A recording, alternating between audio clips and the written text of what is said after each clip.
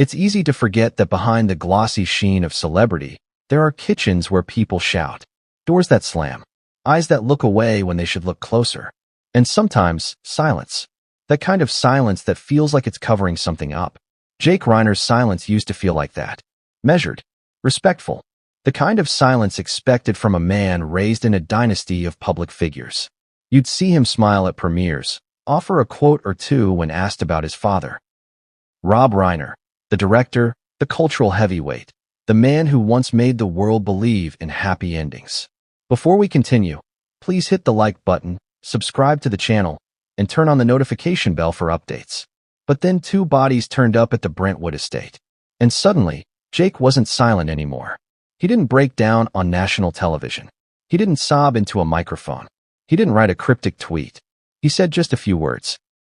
And those words were enough to split this story wide open. There was a confrontation, he said, days before. And I told them.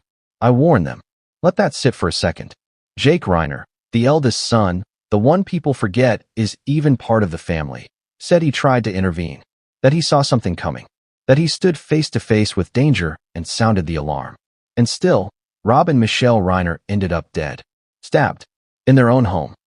Their youngest son, Nick, now sits in custody, charged with first-degree murder. And if you think that's the entire story, if you think this is just another Hollywood tragedy soaked in drugs and dysfunction, then you haven't been paying attention. Because the real story here is buried under years of denial.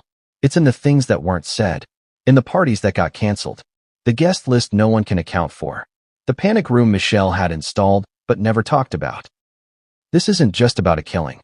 It's about the unraveling of a family that once stood as a monument to legacy, creativity, and success. A family that made us laugh, that made us think, that made us believe a name like Reiner meant something enduring. But now, the Reiner name carries something else. Fear, shame, secrets. And somewhere in the middle of all of it is Jake. Not the accused, not the victim, but maybe, just maybe, the one person who saw it all coming. Or at least tried to. So here's the question. What exactly did Jake Reiner witness in those final days before his parents were killed? And why wasn't anything done? This story begins where it should, not with blood, but with warning, and the slow, gnawing sense that something had shifted inside that house long before the night of the murders. Let's start with what we know. Sunday evening. Brentwood, Los Angeles. A mansion tucked behind tall hedges and iron gates. Rob Reiner, 78. Filmmaker. Activist. Political figure. Dead. Michelle Reiner, 70. Mother. Advocate. Partner in nearly everything Rob did. Also dead. Their daughter, Romy, 27, is the one who made the call. The one who walked through that house and found the bodies. What she told the police wasn't just heartbreaking, it was terrifying. She said, "There's someone dangerous here. And you should start with Nick." Nick Reiner, 32. Former screenwriter. Recovering addict. Rob's youngest child. Living in the guest house behind the main estate. He was arrested that night. Calm. Cooperative. Too cooperative. The murder weapon, a kitchen knife, was found in the driveway shrubbery, still wet when they recovered it. No signs of forced entry. No signs of a struggle, really. Except one. Jake's warning. And let's be very clear. This wasn't a vague sense of unease. This wasn't Jake saying, "I have a bad feeling." Multiple sources, some close to the family, some not, say that Jake had spoken with his father directly just days before. That he'd asked pointed questions about Nick's mental state. That he'd raised concerns about something he'd witnessed. Was it a fight? A threat? A strange behavior pattern? We don't know yet. Jake hasn't said everything, and maybe he never will. But what he has said, and the way he said it, has turned this entire case into something more than just another Hollywood homicide. Because if Jake saw it coming, and nothing was done, then this isn't just a tragedy. It's a failure. A failure of communication. Of family. Of love, even. And that's where this story begins to deviate from the typical murder coverage. This wasn't some random act. Not some masked intruder breaking into a celebrity home. This was internal, personal, domestic. And that word carries weight.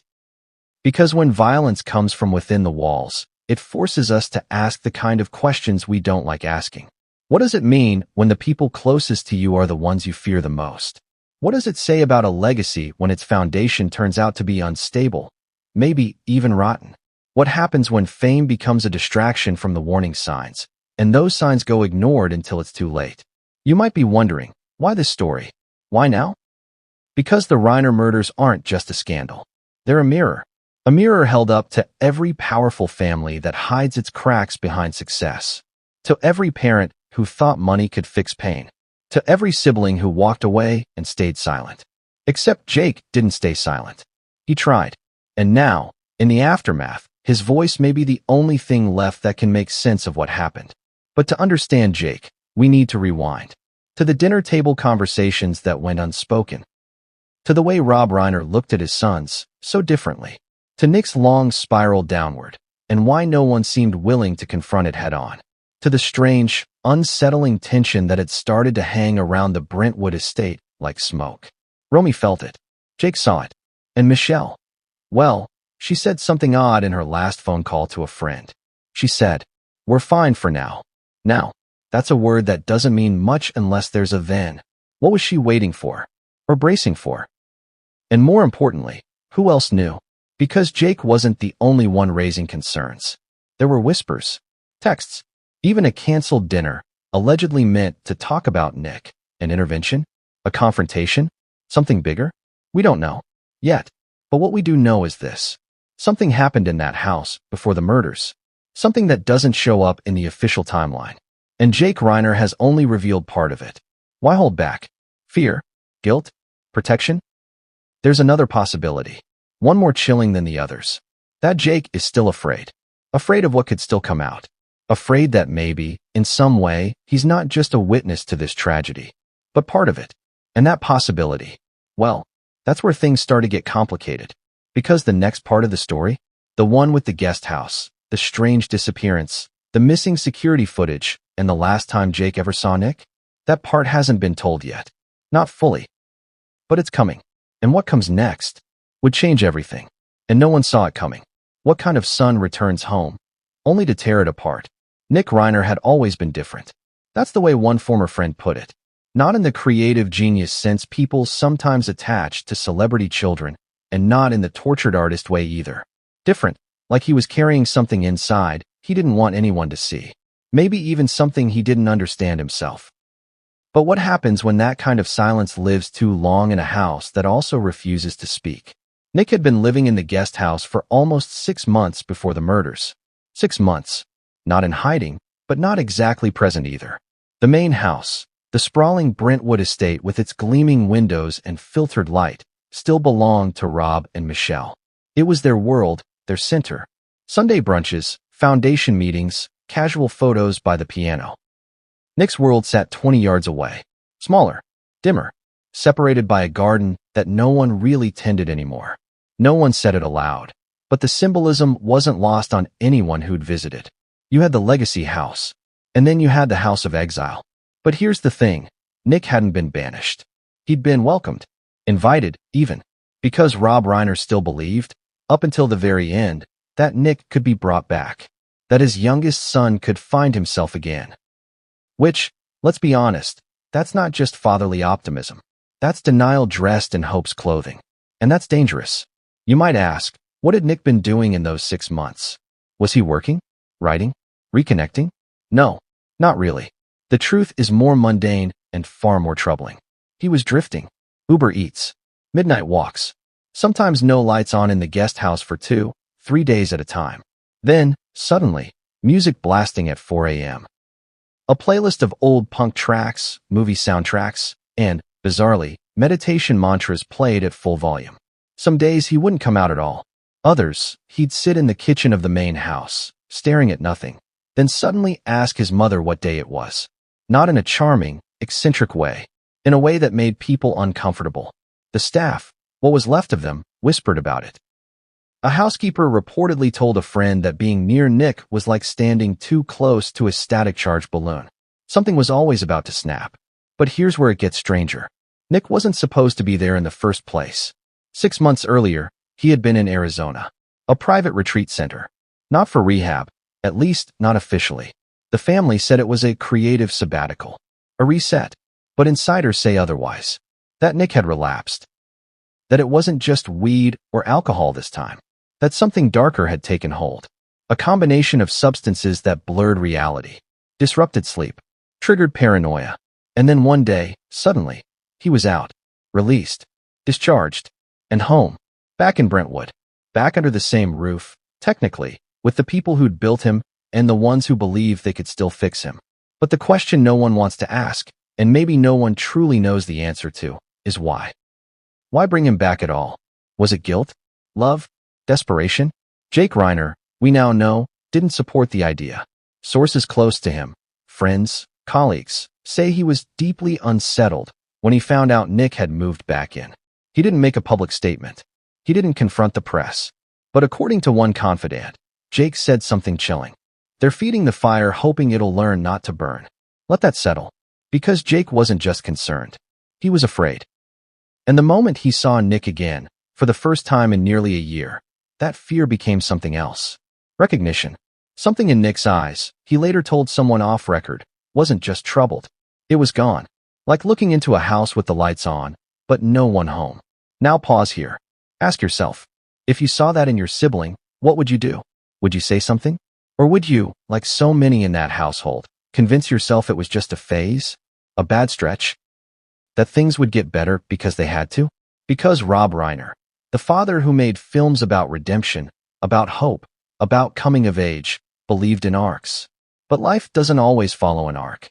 Sometimes it shatters in the middle of a sentence. And if you look back at Nick's life, the warning signs weren't subtle. They were screaming. His 2012 public overdose. His admission to rehab at 15. The fact that his first screenplay was a thinly veiled allegory about a young man who felt invisible in his own family. The family never really talked about that part. But the words were there. In the margins. In what wasn't said. And when Nick moved into that guest house, alone, unstable, and allegedly untreated, the family wasn't dealing with recovery. They were living with a live wire. That guest house became a symbol, a line in the sand, the place they could keep Nick close, but still at a distance. Safe, or so they told themselves. But Jake never believed that, and what he did next would push the tension in the Reiner family to its absolute breaking point. The first time Jake showed up at the Brentwood estate after Nick's return, it wasn't planned. That's what makes this part of the story even more unsettling. He was in town for work, a minor speaking engagement. Someone close to Jake says he hesitated about whether to stop by. He'd been deliberately keeping some space, not out of coldness, but caution. But something tugged at him. Maybe it was instinct. Maybe it was obligation. Maybe, in a way, Jake already knew things were slipping, and he needed to see it with his own eyes. He didn't even pull into the main driveway. Instead, he parked on the street, walked up the path, past the tall hedges. The place was unusually quiet. Too quiet. The Reiner estate always had a hum to it. Staff chatter, the whir of kitchen appliances, his mother's voice echoing faintly from somewhere in the back. That day? Stillness. Not peace. Something else. He didn't ring the bell. He knew the code. The door opened slowly, hinges creaking just slightly, a sound that had always annoyed Rob, but never enough to fix. Jake called out, "Mom." No answer. He stepped inside, and something immediately felt wrong. Not messy, not chaotic, but tense, like the house itself was holding its breath. It was Romy who emerged first. She looked surprised, maybe even relieved. She hugged Jake tightly, tighter than usual, and said only one thing. "He's in the kitchen." Jake knew exactly who she meant, and what he saw next would stay with him. Nick was standing at the far end of the kitchen island. Not sitting, not eating, just standing, staring at something on the counter. A piece of fruit, a bowl, a spoon maybe. No movement, no acknowledgement. Jake said his name once, then again. No response. It wasn't until Jake crossed the room and stood directly in front of him that Nick finally looked up. What Jake saw wasn't anger.